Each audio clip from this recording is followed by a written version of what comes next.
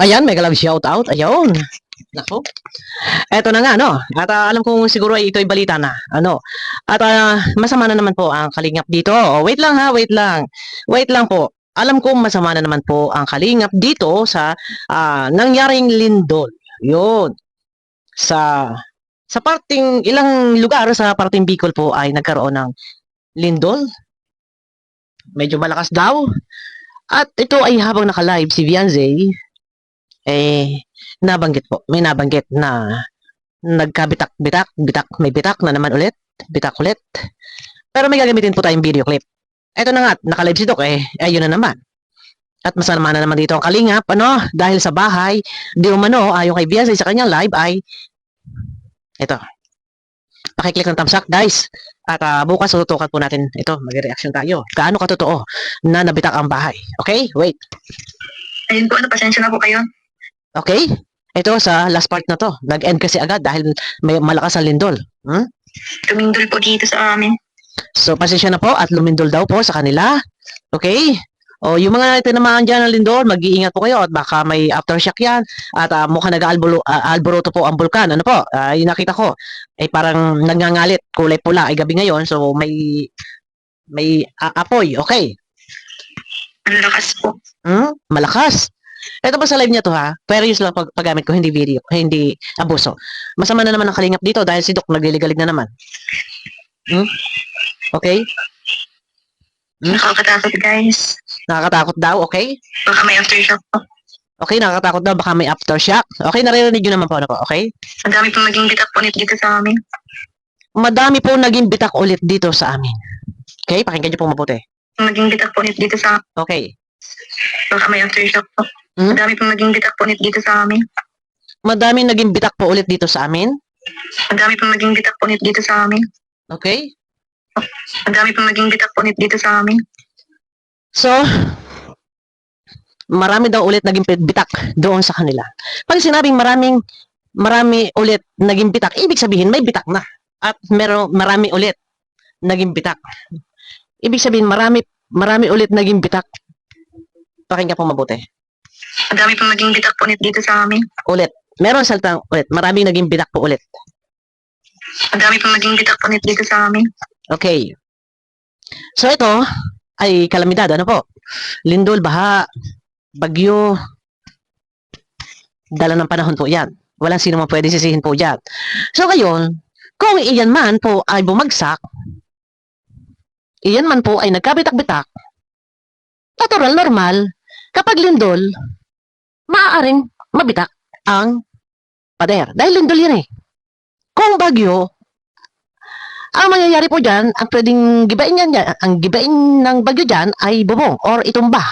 Hindi kayang bitakin ng bagyo ang pader. Okay? Pero bakit po? Sa live ni Iking, iba na naman po ang himig na kanyang mga sinasabi dito. Ano po? Bakit po nagkagayon? Bakit po iba na naman ang sinasabi dito ni Iking? Ha? Pakinggan nyo. Kaya nga Doc Love kasi delikado sabi ni Bian kasi sa live. Yan nga sinasabi sa live. Ang galing mo, no? Agad ay na-reactionan mo na agad. Sa live sinabi ni Bian na Pitak-pitak. nagbiyakan po lahat ng mga block. Lahat. Nagbiakan po lahat. Ha? Pakinggan nyo. Masyado kang... Nagbiyakan po lahat ng mga block. Nagbiakan po lahat. Pag sinabing lahat, lahat na. Ano? Nagbiakan po lahat ang hollow block. Ang galing eh. Nagbiyakan po lahat ng mga block. O, di ba? Ang mga balita. grabe ang balita. Nagbiakan lahat. Tapos yung sabi ni Beyonce ay nagbitak po ulit. Ito naman kay King, nagbiyakan lahat. Pambihira kay King. Nagbiyakan lahat ang hollow block. Yung kanilang taas ay mukhang wala ng silbi. Yung kanilang taas ay mukhang wala ng silbi. O, nagbiyakan daw lahat. At yung taas ay mukhang wala na daw silbi. Sayang pera. Sayang pera. Sayang pera. Alam niyo, sa totoo lang, nagbiyakan lahat ang hollow block. Yung kay Beyonce naman, ito. Teka ha, gumagamit tayo ha. Okay, pakinggan nyo. Ayun po, pasensya na po kayo. Okay, pasensya na raw. Lumindol po dito sa amin. Lumindol po sa amin. Ang lakas po. Ang lakas po. Ako po ay gumagamit lang ha ng resibo ha. Para hindi po masabing ako ay may makwento lang. Ito po ang aking pinagbabasihan. Okay? Oh. Pakinggan, mabuti ha? Pakinggan mabuti. Nakakatakot, guys. Nakakatakot guys, okay? Baka may aftershock po. Baka may aftershock, okay? Madami pong naging bitak po dito sa amin. Madami pong naging bitak ulit dito sa amin, okay? Madami pong naging bitak po dito sa amin. Madami pong naging bitak po ulit dito sa amin, okay? Madami pong naging bitak po ulit dito sa amin, okay? Shock po. Madami pong Okay? naging bitak po dito sa amin. So maliwanag, malinaw. Ngayon, ayon naman kay Doc, nagbitakan lahat lahat ng hollow block. So, ano na naman yan? Isisisi na naman yan sa kalingap. Ayun na nga. Nakalip kanina. Tambak na naman ang sisi sa kalingap. Kalingap na naman ang masama, no? Pag bumagyo, kasalanan ng kalingap kung bakit nagkaganon yung yero. Ngayong lumindol, kasalanan din ng kalingap kung bakit nabitak ang mga kung bakit nabitak ang hollow block. Ito yung pinakamahirap dito kay Iking. No. Sa lahat din ng mga basher dyan na nagbabasa at itinatampak ang sisi sa kalingap. Antindi. Saan lo lugar? Ngayon sasabihin na Iking na yun daw, second floor ay mukhang hindi na raw mapapakinabangan. Yan nga sinasabi sa live. Chismoso ka. Live sinabi ni Biancy na Sige. Paldo na naman ang mga reaktor ito. nagbiyakan po lahat ng mga block.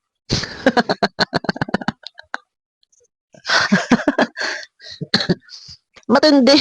Nagbiyakan po lahat ang mga hollow block. Di ba? Antindi ng mga balita. Paano man nakita? Alam mo, mas mainam, videohan nyo na lang at i-upload nyo. Kisa sa maggangak-ngak pa kayo dyan. Ay, hindi ka pa nga nakapunta ron. Paano mo nasabi? Yung kanilang taas ay mukhang wala ng silbi. Yung kanilang taas ay mukha ng walang silbi. So, kasalanan na naman ng kalingap ito. Ay, kalingap na nga po, nababas doon. Tinipid daw. Di ba? Ang haba ng live, nakapag-record po tayo. Di ba? Kalingap na naman ang may problema. Kalingap na naman ang may kasalanan. Kalingap na naman ang tatampakan ng sisi. Kalingap na naman ang lahat-lahat na kalingap. Puro kalingap. Di ba? Ngayon, kung wala silbi, anong dapat gawin? Kung yung taas ay wala ng silbi, ay ano pa? Ano pang gagawin? Ano pang gagawin kung wala ng silbi? Sayang pera. Nang hinayang ka. Ano gusto? Pagdating sa pera ka talaga. Pagdating talaga sa pera, ay talagang iba ka. So, sayang daw pera. Ay, ibang klase ka talaga, no? Okay. Tinipid, Ano yan? Kasi malinaw, ha? Sayang ang pera, tinipid, ha? Mapakinggan nyo, ha? Okay, ha? tinipid. Sabi ko sa inyo. Ano yan? Kasi Sabi ko sa inyo, tinipid. Sabi ko sa inyo, ha? di 4 hollow block tapos walang beam. Lahat na, kasalanan na naman ng kalinga.